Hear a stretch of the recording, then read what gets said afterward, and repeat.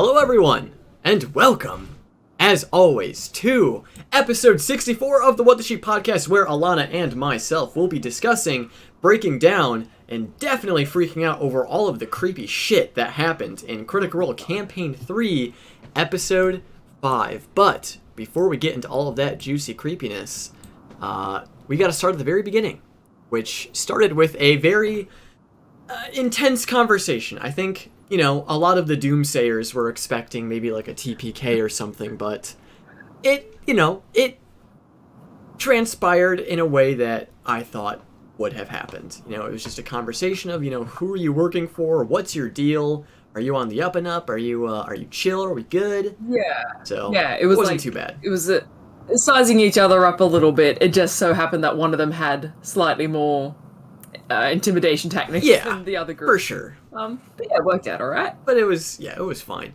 But I really do like this. It was probably the accent, but also just the charisma that this Yash Mangal was putting out. But it felt very like I don't know, like Pirates of the Caribbean vibes, you know. And maybe that's because the Hubbard Corsairs, affiliate Corsairs with pirates and all that stuff. But it was this very like scoundrel-esque, very Robin Hood. So the way that Matt like built this faction is very fitting with how like charismatic and just the way they talk and all that stuff. So yeah, just a very well developed part of the story, I think. Yeah, and I like the idea that they stressed that they're not the leader; they're just the ones that can speak maybe a little bit better than the rest. And the idea that there are quite a few of these safe houses around the city, so there are quite a few of these Corsairs around the city. Yeah, and the way further. Yeah, and that's an interesting point, because the way that Matt described the lore of the Hubbard Corsairs, or maybe it was Lord Esteros, where they were more like just like an idea or like a myth or something, but it seems like they're a bit more widespread than we initially thought, or they're just bluffing. And that was all of them. Oh my god, that'd be pretty cool actually if that's the case. Yeah, it's just like, we are an immensive, not a word. We're an expansive organization, and it's just like 30 people. Like, that'd be pretty funny. It is what it is. But I did like that as charismatic as they were. They are serious about the business that they do, and they did ask for collateral just in case things went south, asking for the location of a loved one, and all of them seemingly pretty reluctant to. But also now thinking about it, it doesn't really seem like most of them have anyone. Well, it seems like that was the one thing they couldn't really offer, but I feel like Imogen got the raw end of the deal on that, because she's the only one that really offered anything of vital importance. Because I know Ashton said FCG, but FCG's in the party. FCG consents to this almost. But I loved Ashton's response to that, though, because he was just like how much do I have to like this person?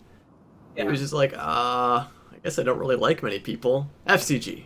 That's all I got. Yeah. It's pretty good. Yeah, because it seems like Dorian doesn't really care too much about his family. Laudna is... Who knows how old Laudna is, if she even has anyone. Orem seems to not have the best of history with people in Zephyra, I think. Not sure what's going on there. Yeah.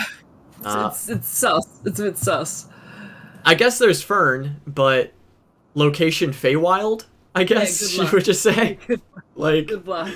What do you even say there? So yeah, unfortunately it looks like Imogen was the only one that really had to reveal anything sensitive. Unfortunate for her. Yeah, and her dad. Unfortunately for her dad, because let's imagine these people are probably going to fuck up at some point, and the Corsairs are going to be like, it's probably inevitable at this point, but so far, I mean, they've been doing pretty okay. Pretty okay. Yeah. They've had one death, but they they've lost one party member. Yeah. But it's okay. As as things go, not too bad.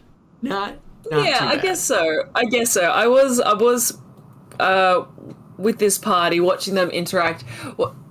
I tweeted this out. They're very they're a lot more mature, it seems, or they're a lot more grown up than the Mighty Nine, even like age-wise. They're just a little bit older. They seem a little bit more established, but they absolutely do not know how to talk to people. They crumble when there's any form of authority or anyone in front of them that they need to, put their best foot forward. And it's beautiful because I feel like the Mighty Nine would be like, fuck it, we don't care who we rub the wrong way. But these guys are trying to put a good impression out there. And yeah, it's just, I think they, what's the term? They kind of just wear people down to the point where they're like, okay, fine. They just cave. Yeah, I like it. And then they just, hold up FCG and everyone's just like, oh, well, this is amazing. All right, I trust you. Yeah, how can you not trust a group of fuckers with a cute little positive, optimistic robot? It's great. It's very cute. It's their key into every social situation. FCG should probably just become the face of the group at this point. Yeah. I think that's probably the best bet. But one of the funny things about this whole scene that played out was them trying to figure out if they should mention Esteros. And him wanting to form like a relationship with them. And Fern's like... Well, the funny thing about this scene was how frustrated Yash was getting, and Matt was trying very hard to like describe and convey how frustrated he was getting, and like how serious of a situation they found themselves in. And just them constantly asking questions, constantly like crossing the line, and then Fern even being like, "Can you all give us a second? Can you give us a second? I just want to talk." Can you like what? For a second. Yeah, I think he described it at the end. It was something like good conversation and whiplash. Like this is how they treat the new people they find. Yeah, it's just like, I don't know how to process this, so I guess we're okay. And yeah, they absolutely kept pushing. The number of times I think Matt was trying to reason why they shouldn't be attacked on the spot almost. It's just like you get like 3 questions and so 20 questions later they're still going. It's just like, all right, you need to leave now. You're done. And I did like Imogen too, saying like, well, it doesn't matter if you want us to say his name or not, we've said it twice already. They definitely heard us. And then Dorian deciding to go back and shout it just through the open door. That was so good. Yeah, they were just outside the door. Dorian calls back, but then they shut him up. So it didn't even go anywhere. Just wild. This is exactly the chaos that I expect from this group early on. They Great. I mean, we talked about Orym maybe being like the authority figure or like the face of the group, but I mean, hey, sometimes Orym just doesn't want to talk. Orym's kind of he's a little watcher. He's an observer. He waits and listens before talking. So I think so far definitely Imogen's kind of put her foot forward a lot more as the talker of the group, or the charismatic one of the group, because she can seemingly quite easily, we talked about this a bit in previous episodes, put on an act very easily. She can be quite deceptive and quite persuasive. So yeah, it makes sense that the high charismatic character is the face of the group. But I do also like when Orym steps forward, because he kind of like seals the deal. He gets in to like add a super important point right at the end to like really push the NPC over. And then Ashton's also there, kind of just like with like puppy dog eyes, like saying, yeah, come on. Like, trust us. Just help us out, come on. Yeah. We're fresh off the boat here. Yeah. I like that. That was clever. No, it's great. I love how they're able to, meander through these situations. But one of my favorite scenes of this episode happened after they left the Hubbit Corsairs, and they met a Jiraiya, a very old. I love the voice. Loved the voice that Matt used for this character. It was very like Roz, kind of from That's exactly the one I was thinking. Old woman that everyone knows. Everyone like worked with someone like that in their first job, and oh my gosh, she was great. It's great. But I think I have a new like top favorite NPC. so far in Advic, as we got to meet a former, perhaps, colleague of Ashton, or perhaps Ashton maybe owes them something, or they got history. Yeah. Which is, I did like when it was name dropped Advic and they kind of all just turned to Taliesin. Like, isn't that the one you said not to go near, not to trust? Mm-hmm. But I did like Ashton's reasoning of, like, I work for a lot of people and sometimes that pisses off some people and you never know who knows what. Makes a lot of sense. I did like how he said something along the lines of, whatever I did do hasn't gotten back to him. So that's probably why they're still on the up and up. Exactly. And this character, like Advic, not Advic. Yeah. They just were so, like, ta-da! Yeah. I bet Advic and the Shadow Baker get along swimmingly. They're always the same person. Yeah. Yep. Every merchant in the town is one person. Or it's like that one episode from Avatar: The Last Airbender, the Painted Lady, where there's the old guy. Shu. Yep. Shu, Doc, and I can't remember the other one's name. Oh. Anyway, the other one. Yeah, the other one. I remember the other one's name. Oh my god. But I got strong, like, Lyle Langley vibes. Have you ever seen, like, the monorail episode of The Simpsons? Yes. Because when they're describing, like, I was with my friend who was a herbalist out in the take, and just telling a story to sell the items. Like, it's like a spruiker. Like, they're just there. I can imagine them with, like, a cane, like a bamboo cane, and, like, a top hat, being like, right, step right up. Yeah. And it's all about the showmanship. It's all about the showmanship, but then the prices are so high. Oh, when Matt said 115 gold, I was like, oh! That hurts. Expensive. That hurts. That's rude. Because I think back in, like, campaign 2, when they first got their batch of healing potions, it was like 75 gold or something, maybe even just 50. That was fucked up. Yeah. But I like to think maybe that suggests they're going to be getting quite nice windfalls, because I mean, at the end of this episode, not to jump ahead, but at the end of this episode, they got, like, over 1,000 gold reward from Esteros. So I like to think maybe that means it's going to be like a high reward campaign. If this is the starting price of healing potions. Yeah, the economy's gone to shit since campaign 2, since the end. They do. Inflation. They do also have more healers, I guess, in this party as well. So there's maybe Matt can then balance the cost of healing potions as opposed to having casters that can heal. Yeah. But even still, that's expensive. I don't think I could warrant buying potions for that much. Yeah, no, definitely not. But the way that Matt was describing these potions being, like, created by this herbalist, by this, like, family of herbalists in a very special way, I was like, ooh, maybe these are, like, actually healing potions, but maybe they have, like, some, like, cool, like, extra effect to them. Yeah. Or some, like, random bonus. They got me thinking of, like, adding cool effects to, like, typically, like, mundane magical items.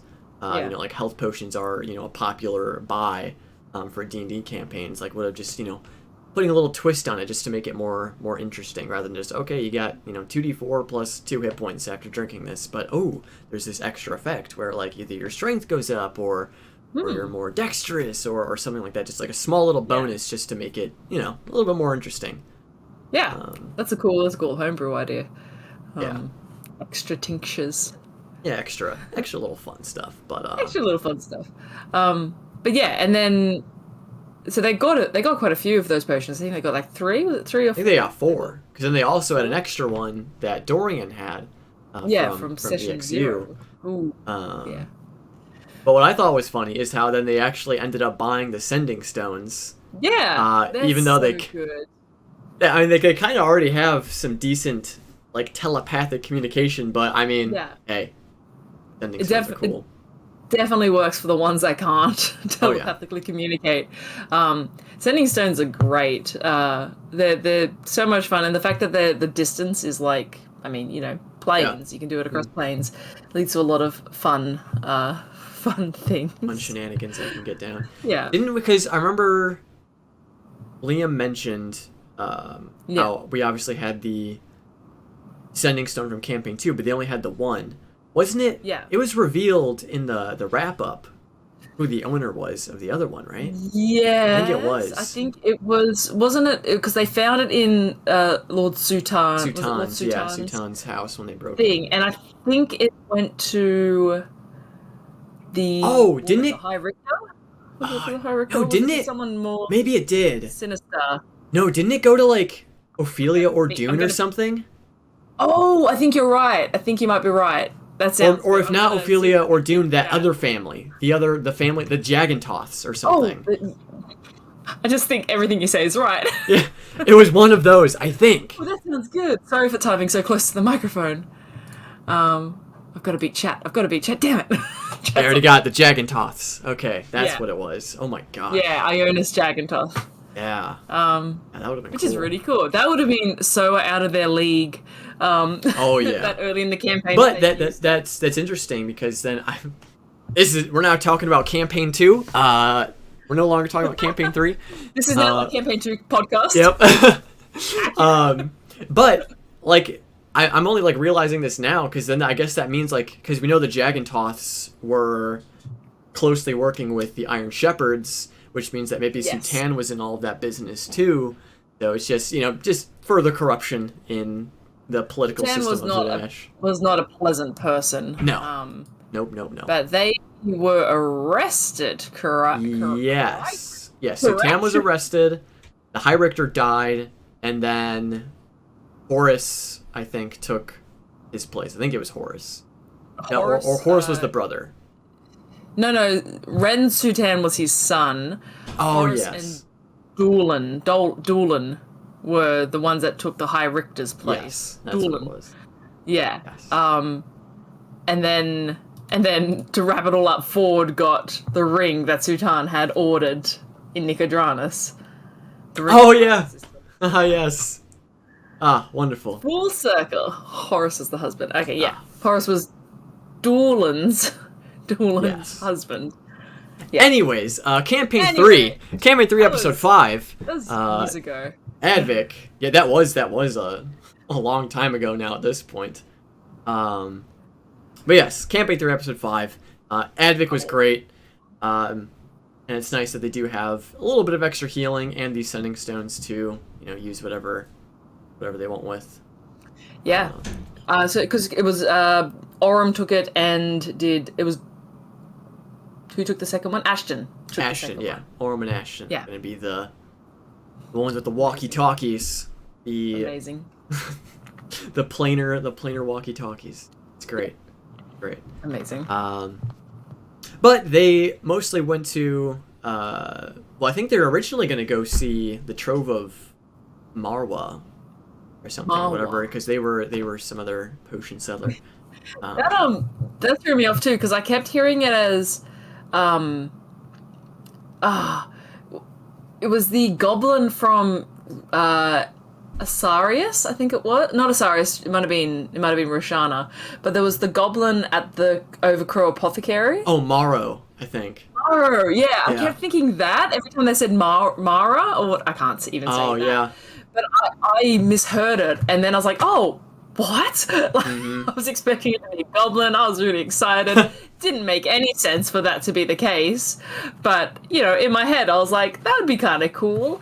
That would be cool. It wasn't. It wasn't Morrow.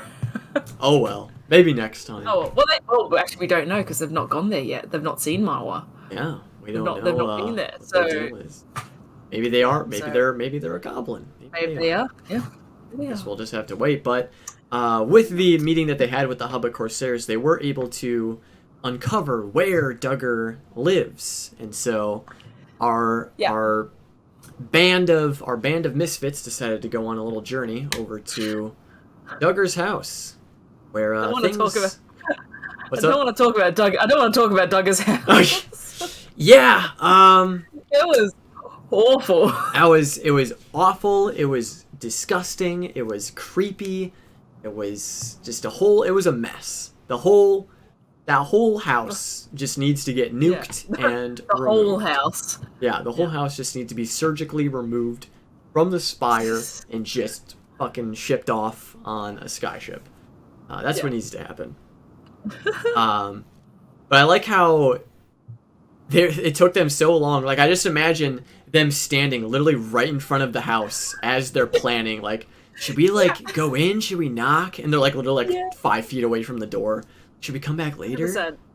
Oh. Yeah. And it led to the conversation of Orym being like, you know, I want to make sure we don't draw any attention from the guards. Yeah. And everyone else is like, oh, yeah, well, we don't really care about guards. We don't think about guards all that often. And I suppose once you get to that point as, like, a party of level 3s, guards aren't a super big threat. Not that these guys are going to go and murder everyone, but they're not necessarily that big a threat. Right. At least your regular town guards. But at the same time, they're just like, well, okay. If the guards have a problem, the guards have a problem. Okay, I mean, technically they weren't doing anything illegal. No. They were just being weird. They were loitering at most. Yeah. For sure. But they also the I feel like I guess the loitering is kind of suspicious when they're a pretty big group of people. But maybe because we did get then one of the riders, they did come down to investigate the area. It could either be because they were loitering and they are a big group of people, or because they already know there's some weird stuff going on, like around this house. Yeah. Maybe they've gotten like complaints before, and they see a group of people standing outside. They're like, what's going on here? Already gotten a bunch of complaints. We'll see. Yeah, those creatures are really cool. Are they Siggers? Siggers or like Simurgs or something? Simurgs, I think. It's something like that. I know how to spell it, I just can't pronounce it. They look cool, that's for sure. Simurg, yeah. The kind of wolf birds. That was cool. That's a really cool creature. I like the idea that it was still searching for them, even though once they were inside. Yeah, but that pass without trace is very handy. Oh, it's so strong. +10? +10. That's just ridiculous. Yeah. That is so insane. But yeah, eventually after... It's so funny how doors just transcend campaigns. How they are just always such a problem. Yeah. It's always the door. Never fails to impede their progress. But I love the idea of Fern shifting into a rat and trying to squeeze under the tiniest little crack in the door. Just describing how rats can fit the size of a penny or like a quarter. A quarter. Like, I don't think that's right. Are you sure? That's pretty thin. That's thin. That is very thin. I think what she was thinking is rats can fit in any space their skulls can fit into, but yeah, her skull got very stuck. I like there was a meme being passed around, and it's like Keyleth using wild shape to transform into this massively powerful air elemental that can whip shit up and do all this massive damage, and Fern's wild shape, and it's a rat that gets its head stuck in a door. Yes. Gotta so love druids. Gotta love it. Yeah, no, it's great. But eventually they were able to get themselves inside and slam the door shut just in time for the guard to, show up and do some investigation. And as we were saying before, this house ain't good. That house. I don't really know what its deal is. Yeah. It's not it's not great. It's not great. We're getting into the kind of body horror very quick this campaign compared to last campaign, where the last arc was a lot of body horror. Mm-hmm. This description first the house. Gross. Covered in like oily substances and, all kinds of disarray and seemingly looking not robbed, but turned and flipped all over. But really creepy house, really disgusting stuff going on. And after some certain searching around, they obviously saw that most of the house was covered in some like sticky goo grossness, disgustingness, and they came across Duggar. Like, I was kind of, what's the word? I wasn't really paying attention. I wasn't really paying attention too much. Right. During this scene, but then Matt described them like seeing Duggar come out of the wall in a very Jello water, icky person. Man, not good. Fucking Senator Kelly from X-Men over here. Yeah, as Matt said, those were the vibes that he was at least initially going for, and definitely makes sense for what he was going for there. But for me, I was then thinking even deeper than that, because if Duggar in his liquidy-esque state was inspired by that scene from X-Men, what if there's more inspiration from that first X-Men movie that's going on around here? So I think in that movie, changed against his will. He got didn't senator guy. He was Senator like exposed Kelly. To something, right? Yes, Magneto was trying to create a method in which he could transform humans into mutants, but it didn't work. The DNA rejected it, and he turned to water. Yep. I love that movie so much. That was a very traumatizing scene. Very traumatizing. Yeah. But hey. But if he had, I'll stop. This was going to become an X-Men podcast. If I keep going. But hey, I'd be down for that. I love X-Men. It raises an interesting point. I'm just every so often looking at the stream and seeing the spinning bar. Yeah. Because I want to talk about this, because I've got a theory about Duggar. Yes, let's go. And it's going to be split up into little chunks, probably, but I don't care. You guys can look it up. Yeah, so, the recording will be fine. The stream will be rough. Have you heard of Oblexes before? Oblex? No, I have not. No. That's what I think is happening here. So there's a creature, it's called Oblex. I used to call them Oblexes, but they're Oblexes. But they're a type of ooze, and they are this amorphous ooze monstrosity, and at different levels, kind of like dragons, at different stages in their life, they have different powers, but their general idea is that they steal memories and they steal consciousness.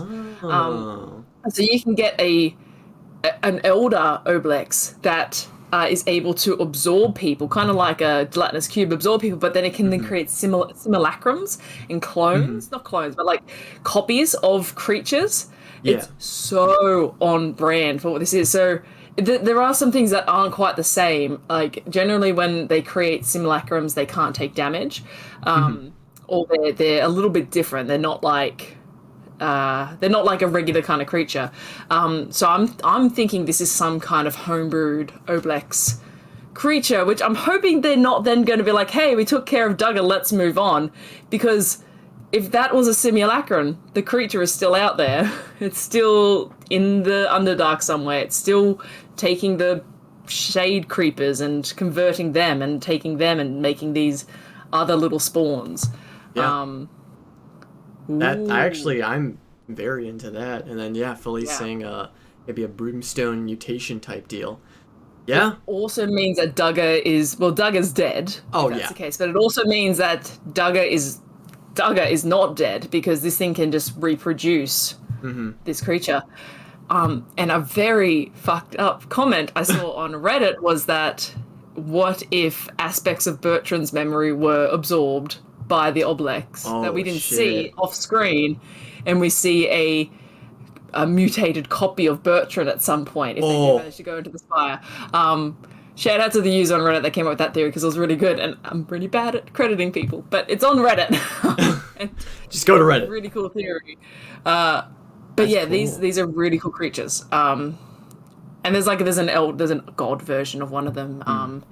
But yeah, really, really cool creature, really cool, horrifying theory from that guy, but at the same time, that's what I'm kind of hoping for, and I'm hoping they keep following it, because it leads likely to the Underdark, which is my favorite place in D&D. It is cool. It'd be interesting to go back there, since it's been 2 campaigns since we've been to the Underdark. So It would be cool to get back there. Did they go on camping too? Kind of. They went to... It wasn't fully the Underdark, I wouldn't say, but when they did the passage from Felderwin to Jorha... Oh, yeah. Kind of Underdark. Yeah. It's more underground than Underdark, but that Fire Giant Citadel was, I'd say, that'd probably be... Yeah. That was cool. Yeah. I wish they had gone back when they were strong. Coom GER on Reddit. There we go. I like it. Well done. Very good theory. Yeah. So moving right along because the quality is still dipping. The internet is holding as best as it can. It was a cool fight that we had. Pretty scary. Given the fact that Imogen, FCG, and who else? Fern? Yes, for a little bit. Yeah. All went down. Imogen taking 2 death saves? Or losing 2 because they got... She got knocked down by 1 and then got hit by the second one, so lost 2. Yeah. Pretty scary. Not a good look. But ultimately they were, they were able to take on the baddies. And Dorian exacting vengeance against Duggar and getting the how do you want to do this? Oh, it's so good. It's so hype. So good. It's perfect. But it's that concerning thing of how, guests always get the how do you want to do this? It's like, I don't want that to cement Dorian as a guest character. We need Robbie to stay. We need Robbie to stick around. Yeah. And Robbie tweeted after the game about how excited he is to be playing D&D and how much he loves that he now has D&D, which to me feels like, he wants to stick around too. Yeah. So I think, just, keep him at the table. It's all good. Yeah. And I feel like he may end up staying for quite some time. If maybe a permanent member. I'm not sure. Because at this point, it seems like he's pretty well ingrained with the group. But we are seeing, like, what's happening with Travis. Like, they've said that he reiterated in his tweet, abandon expectations or whatever it was. Like, so we're not really sure what's going to be happening if Travis doesn't come in for, like, another episode or so. And then we might see other people step out for a bit. We might see different characters change around, which I think is going to be really interesting, but also maybe tricky to some extent. I'm excited to see what they do, but it's like, I want to see these people. I like these people. I miss Travis at the table. Yeah. And then we're missing an episode next week because of Thanksgiving. Oh, that's right. I keep forgetting. Oh my gosh. Yeah. Oh, it's also going to be a shorter work day for me. Yay. Or work week. Work week for me. But anyways, well, obviously, ultimately they were successful in defeating Duggar and the rest of these Shade Creepers. And let's not forget about the creepy fact that Duggar was like spawning these Shade Creepers from his body. Pretty similar to Oblexes. That's what they can do. That's got to be it. I'm on the Oblex train. Who's behind this? Not a great train to be on. No. Train filled with Oblexes. Definitely not good. But again, while they did, avenge Bertrand, it feels like there's still so much more surrounding this whole situation that they still need to figure out. There's also I think there was mention of like another location Duggar was in. Like the guy at the bar, the previous episode, he disappeared and no one saw him in his house, but he also had a workshop, which I don't know if this is where it was, because there was a bunch of tools at this place as well, but I don't know if the workshop was then also part of this house. But I'm wondering if they're going to... That's what I said I was concerned about. I was concerned that they might just drop the case now. They think it's solved. But that's why I'm kind of hoping we see in another episode Duggar again. And they're like, oh, fuck. Like... He's back. He's back, yeah. I like to think, too, Estros is like, but I paid you the money. Like, you killed him. Like, give me the money back. I need a this bounty has not been solved yet. But or it could be they go back to the Corsairs and be like, hey, we took care of Duggar, and they're like, great. And then a week later, the Corsairs are like, wait, that's Duggar. We can see like what the fuck is happening. Ooh, yeah. Oh shit. That ain't good. Yeah, I think now I hope it's not an Oblex. That's just that's too many problems. Yes. No. That's the Underdark. But it's not a problem. What's not a problem? Fan art. That's what's not a problem. It's As not we problem. Take a second here, breaking away from the story, to take a look at some cool fan art done by the talented Critical Role community. Let's take a look at. You know what? Let's do me first. Let's take a look at what I chose. Shifting over to this screen, we have this Smurg Rider. Oh, nice. Done by @Bethany Berg Art on Twitter. We have this terrifyingly gorgeous picture here of our Wolfie. I've got to wait for the stream to catch up. Ah, yes. Oh, there it is. Oh, wow. Yeah. That is horrifying. That's they're pretty big. They're pretty spooky. And they look pretty devastating to have to be on the other side of. That's really cool. Yeah. Definitely a fan of this creature. Is this like an official D&D monster? Yeah, or it is. It's not in 5th edition. I think it's from 4th edition, I want to say. Oh, or 4.5 maybe. It's an older edition. I don't think there's an actual stat block for it. Gotcha. Oh, I'm an idiot. There we go. I'm trying to link it in the chat. There we go. Ah. Yeah, it's really cool. It reminded me when they first described it of that episode of Narrative Telephone, the very first one, where they're talking about like wolf beaks. Oh yeah, yep. The hunter beak wolf. Yeah, the hunter beak wolf. Yeah. Man, that's cool. That is kind of spooky. Yeah. You kind of want it to be a dog, but you want it to be a bird. I didn't even imagine them that big. No. I imagined them like half that size. That's crazy. Yeah, kind of like a horse or a bigger horse size. Yeah, that's exactly what I was thinking. But oh man, those things are intimidating. But they're probably good boys. They're probably yeah, sweet. Sure. They're probably nice. Let's take a look at Alana's pick for this week. We have Orem and Sneckfern. Yeah. It's such a cute little scene. It is so cute. I love little boa constrictor. The little feathers on there. Oh yeah, the little feathers. But this super adorable art done by @Elisir Art on Twitter. Really adorable. I love the color scheme of this too, where it's all just like different shades of green. And then we have obviously Orem, and then like the blue shades in the back. This is great. It was an adorable scene. Very much true that they brought up again this episode of thank God we didn't go down into that hole. Like, yeah, that would have been bad. They gone down there and there's just like hundreds of the shade creeper, like whatever they are, and yeah, they're just stuck down there with no way out. Kind of reminds me of Veth falling in Aor into the pit and there being black puddings down there. Oh yeah. Okay. Oh gosh. Oh no. That was not it. That was awful. Yeah, wonderful art as always. I am constantly blown away by the freaking talent of this community. It's wild. It's wild. Never ceases to blow my mind. But with their business concluded with Duggar, they decide to head back to Lord Asteros' house. Just give him the quick update on what's going on and how they avenged Bertrand, killed Duggar, but that there's still more loose ends and things that they want to figure out, as there's a lot of interesting stuff here. But they got paid. They got big money.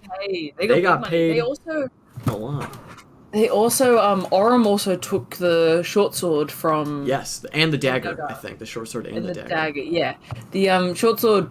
I think Matt described like when he emphasized how pristine it was, which I think kind of lends to the theory that it might be magic. It's cool. Although the only other thing I've noticed too with Orem and also worked with Ashton, is, and I don't mean to say mistake, but it's something I've done with a character before, where you create a low-level character and you give them a really cool weapon. Like you look at Orem's sword, it's like beautifully designed, and it's like it's his weapon. It's like base for his character. Same with Ashton. Ashton's warhammer or whatever it is, his battle hammer. It's very unique design. It makes it hard then when you level up to swap out your weapons. Yeah. Or to progress with your weapons. I made a character that had like a really cool sword. It had so much significance to the character. Yeah. And then you level up and you're level 6 and 7, you're like, I really need a better weapon. Yeah.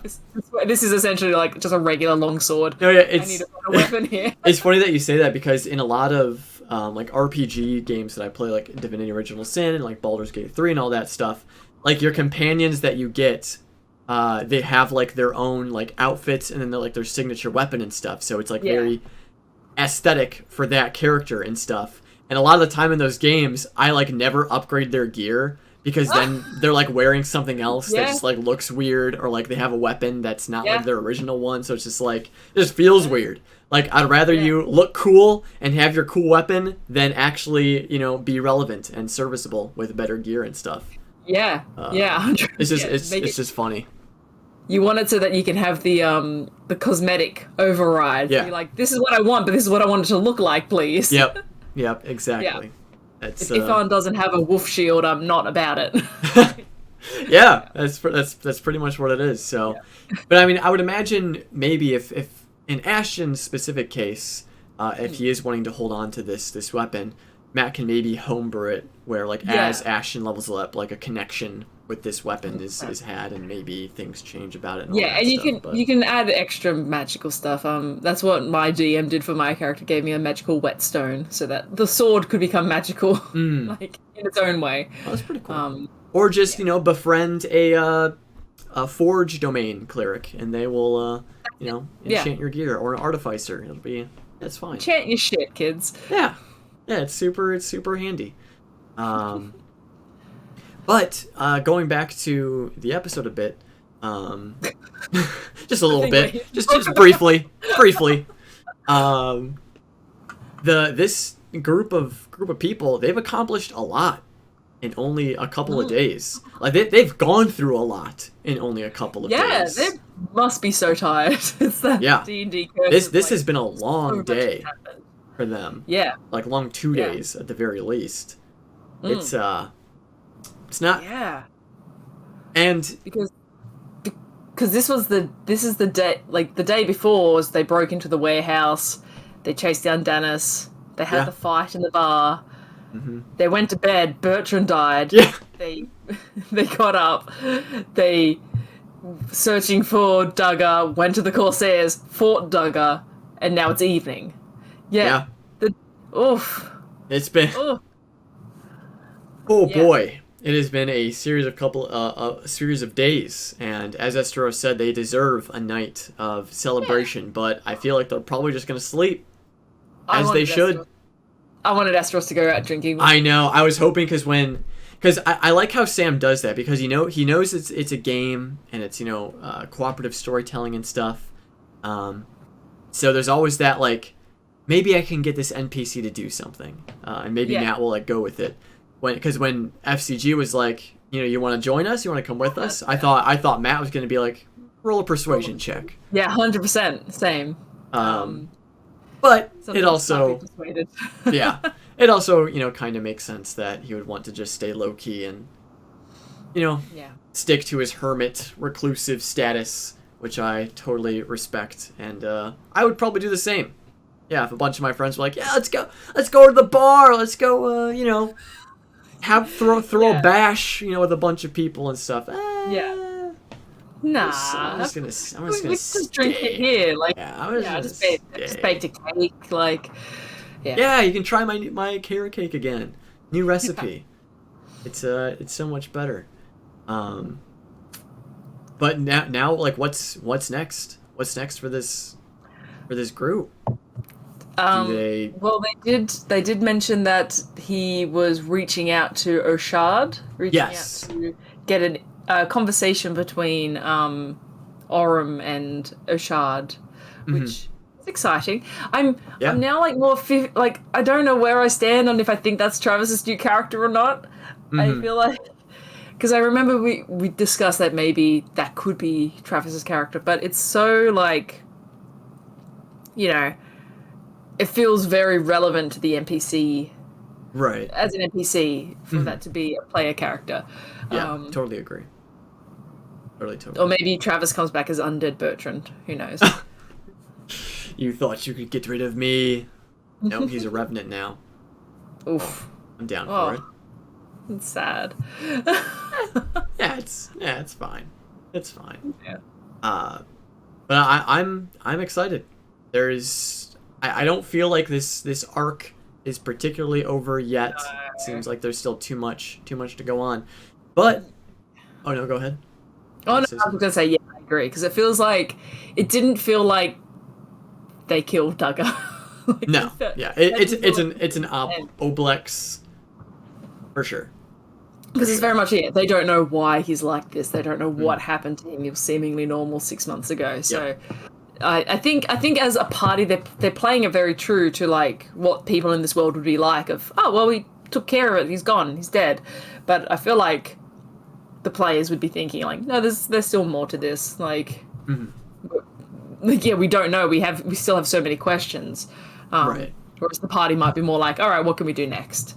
Like, how do we move on from this? So it'll be exciting to see in 2 weeks. 2 weeks, yeah, because stupid Thanksgiving. I am not thankful for Thanksgiving. I am not. But they're also level 4. The level 4 after all that, which is pretty cool. So we got some ASIs, some feats coming in.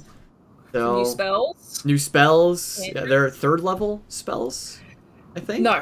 Fifth level is fifth level is. Dorian and Imogen get an extra 2nd level spell and a new cantrip. And FCG gets the same, but just an extra 2nd level spell slot, which is handy because if you're doing heals, having that extra 2nd level is very handy. Definitely comes in handy.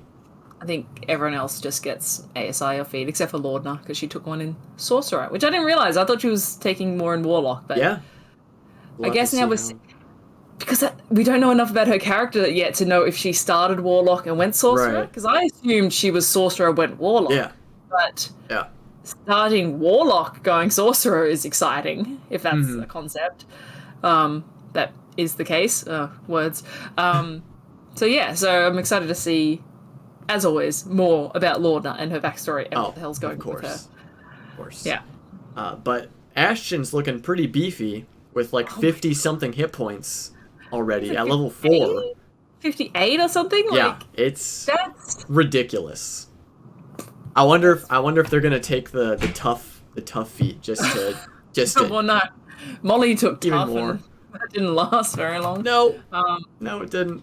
I want to check because we don't know what they've done for their ASI and all that. But Ashton, because they got a big boost from their con, he could then take 1 from his ASI in con and then get an extra 4 HP on top of all that. So he'd be well over 60.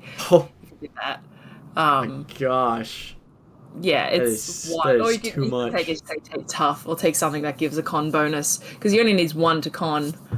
God, I actually know if there are any feats that give a bonus to con. I'm sure there are plenty. But again, the way Matt, Matt's very smart with combat and all of that, fun stuff. So even with Ashton being the beefy motherfucker that he is, Matt is going to come up with, interesting or clever ways to deal with that, whether it be through like status effects or, various things of that nature. So while we don't necessarily have to worry about Ashton dying, becoming incapacitated in some form or another is another, a different story. So definitely something to keep an eye out for. Yeah, I'm looking at possible feats Ashton could take. There's one called Crusher. It's a new one from Tasha's, and you get to increase your strength or con. So that would give him the push to 18 for con that he needs for an improvement. But it's got once per turn when you hit a creature with an attack that deals bludgeoning damage, you can move it 5 feet to an unoccupied space, provided the target is no more than 1 size larger than you. That's so good. Being able to move enemies and being able to control the battlefield that way seems to be working for this party a lot because you've got the Battle Master who is, engaging and getting in the way and affecting the people they're fighting. So having that kind of feat would definitely aid this party's tactics as it goes. Ooh, and there's got when you score a critical hit that deals bludgeoning damage to a creature, attack rolls against the creature are made with advantage until the start of your next turn. Ooh. Which is real cool. That's pretty good. That's cool. There's a lot of really cool feats that they could possibly take, but I like that one a lot. Yeah. Dang. Yeah, level 4 is really fun. Sometimes it can be a bit boring because it's just some ASIs, but feats really help, round out your character and fill in some weaknesses or just, strengthen your strengths and all that stuff. So yeah. Definitely excited. Level 5 is also a big one because that's when 3rd level spells come in. That's when extra attacks come in. That's when that's a really big power spike coming in. But I mean, Ashton's already putting out some crazy damage even without 2 attacks. So I can only imagine what it's going to be like for the rest of the party when they get all those extra stuff. Yeah. So really excited to see all that. But with that being said, is there anything else we wish to talk about in this episode? Let me look through my notes once more. Yeah. I realized halfway through that I wasn't taking that many notes. Yeah. Oh, I guess one other quick thing about the combat, the witchy bitches that we got, the combination of Laudna, Fern, and Imogen. I thought that was cool. I was getting Endgame vibes when they had that scene at the end with all of the female cast coming together. I thought that was she's cool. not alone. Yeah. I don't care. I like that scene. Yeah, no, I thought that scene was awesome. I thought that was great. Yeah. I thought that was super cool. So I was getting those vibes. Just like them coming together and working together to take on Duggar was cool. Yeah, but I also like how Matt was saying how he encourages these combinations of abilities and is willing to rule of cool it where they do bonus damage or an extra effect or something like that. So I think that's really cool. I think I'm going to start adopting that for my games, too. Fern did a Thorn Whip, and it didn't hit, but, he said it kind of still landed. And then Laudna, was it an agonizing blast? Yeah, Eldritch Blast, yeah. But she sent it through the Thorn Whip. Yeah. And, that was really cool. Yeah, I like that. Cool. That is neat. Yeah. But, yeah. Yeah, definitely down for that. But I think that was the only other one. I mean, I hope Duggar's dead for good because, man, that character is freaking disgusting and gross. So, because then we get more kind of it's yeah, great. Dorian took out Duggar because he was avenging Bertrand, but there's more avenging to be done. God, I mean, I am here for it being an Oblex, but also just so gross. So icky. Oh. And I mean it leads to the Underdark, it leads to That's true. Aberrant influences. Complexes are experiments. There could be some mind player bullshit involved, some aberrant mind bullshit involved. Image. Okay, yeah, I'm here for it. But I'm not gonna like it. Thanks, I hate it. Yeah, that's pretty much what it is. But yeah, I guess with all that being said, we can go ahead and call this one a wrap. I apologize for the brief technical difficulties early on. Hopefully when this goes up on YouTube, it won't be as bad, and I can maybe edit in a way where it flows better. But thank you to everyone who tuned in live and trucked through the technical issues. We appreciate you, and we appreciate your constant support and your thoughts and feelings throughout the episode. Thank you for being here. Thank you to everyone who's going to be watching this on YouTube or Spotify or Anchor or wherever else this podcast may find itself. Thank you for tuning in. Be sure to follow us on Twitter, at WhatTheSheepPod on Twitter. The link for all of our socials, mine, Alana's, and the What the Sheep Pod, is in the description below. So be sure to throw us a follow. It takes 1 second. We'll keep you updated on when we go live, when we do stuff, and all that wonderful shenanigans. Stuff. Yeah, stuff. But seriously, thank you all so much for coming out. Don't forget to love each other. Spread the love to everyone you meet, everyone you see. But most importantly, don't forget to love yourself. That is the most important thing you can do. So make sure you're taking care of yourself. Drink some water, eat some food, get plenty of rest. I'm proud of you, and I'm happy you're here with us. So, with that being said, I hope you all have an absolutely wonderful rest of your morning, day, evening, wherever you may be on this glorious earth. And we'll see you all very soon. Bye, everyone. Bye.